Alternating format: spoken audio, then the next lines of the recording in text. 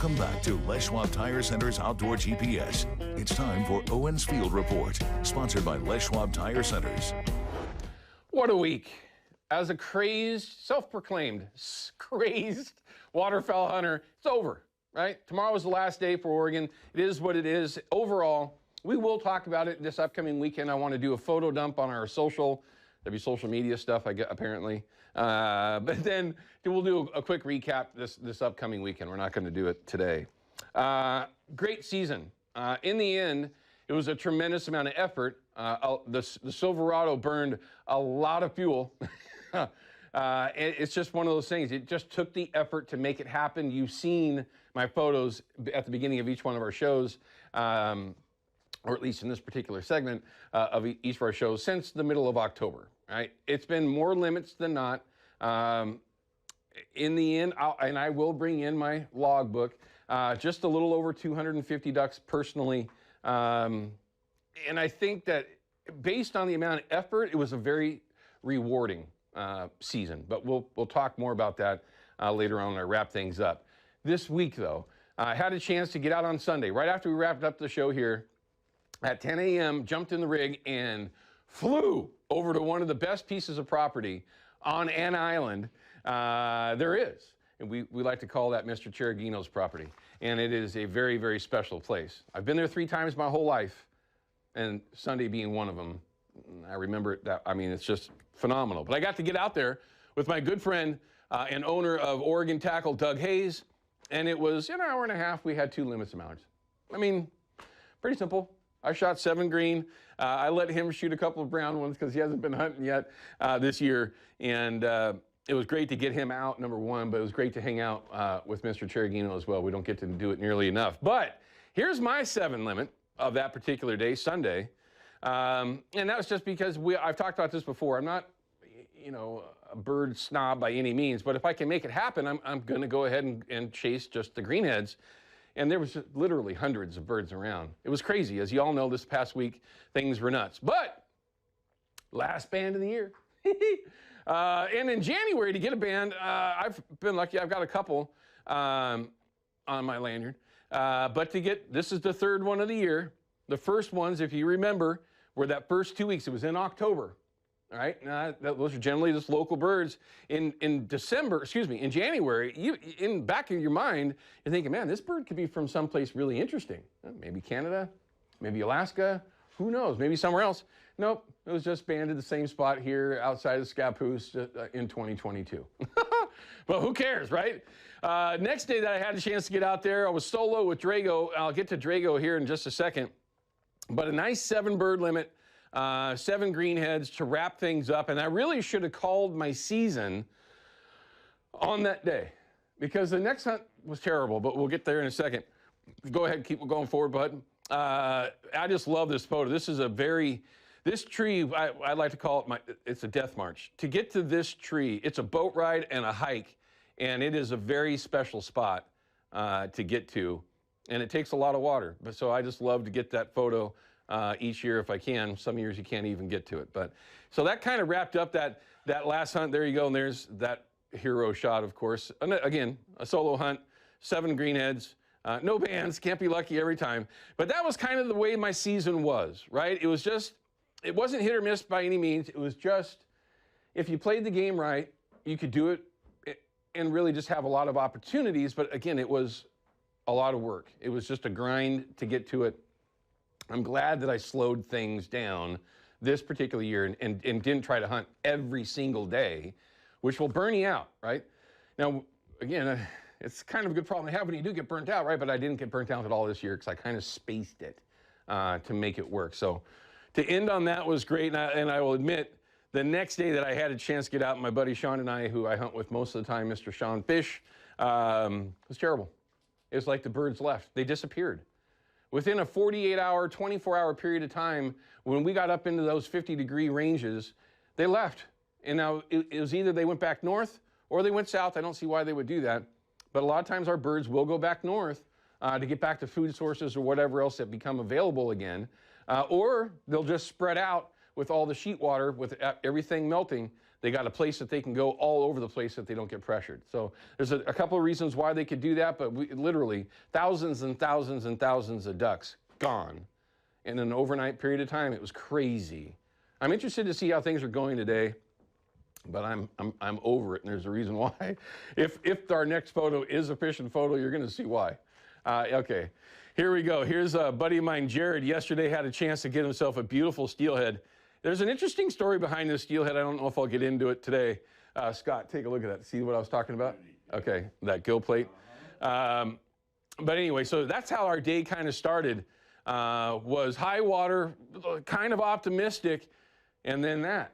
Well, I had to get in on it. There was just absolutely no way I wasn't getting to get in on it. Yesterday was a really, really good day. It was just one of the days that, you know, it's better to, it's who you know, not who you are. Okay, kids, write that down. Right, keep that in your memory banks. I wouldn't have been there without my buddy Moose and Jared getting me out. So, and a little bit of coaxing to get out there. But yeah, overall fishing was pretty good, and you can tell that yeah, it was nothing but smiles. And smiles and quick releases. Although I did get to take a fish home yesterday. I had a chance to use one of those Kershaw fillet knives for the first time. Super impressed by how thin those blades are.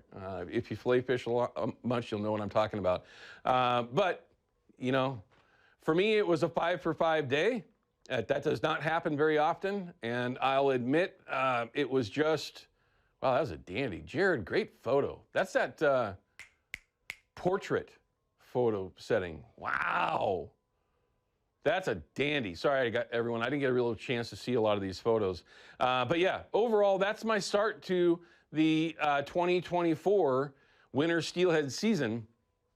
And couldn't be happier, right? Bead life. Is that the last one, Ryan? Okay. So that's all it was for me yesterday was beads, although pink worm did get bit yesterday as well.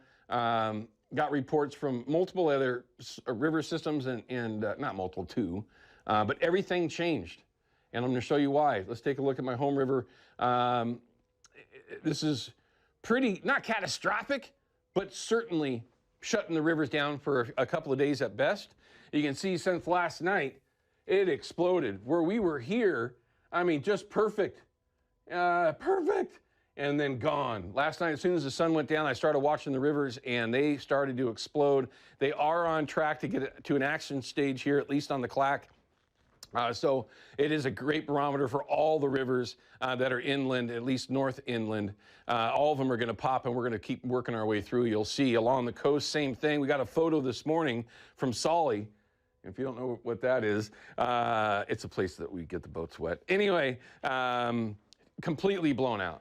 Right, and it's on its way. It's going to stay that way, and it looks like it's going to maybe skip a little bit, but still not fishable until you get into Tuesday, Wednesday. Looks like of next week. So kind of keep that in mind. Further south on the Silettes, some interesting reports from the zone, I should say. But again, explosion. Alcee, same thing. Explosion. All these are going to be pretty much unfishable. And remember, everyone, these are just particular rivers. If you know where they are, it gives you a barometer, an idea of that particular zone, right? Of all the other systems are going to be the same way, just as popped. So it's just one of those things. You're going to have to play the high water game. This is interesting.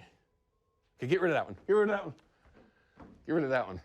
Go! Seriously, somebody's going to call me. I'm going to get in trouble. But no, all of them are shot until the middle of the week. So plan ahead, get stuff ready, whatever it might be, you can kind of get yourself lined out. A couple of things I wanted to make sure that I threw in there, and this is more of a reminder for all of us waterfowl dog owners, right?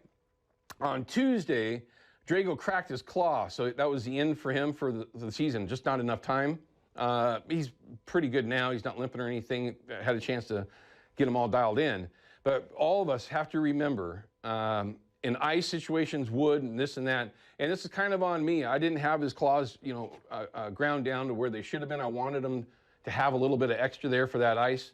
It turned out to cost him, unfortunately. Just imagine how much that's got to hurt. I mean, it really, I felt terrible.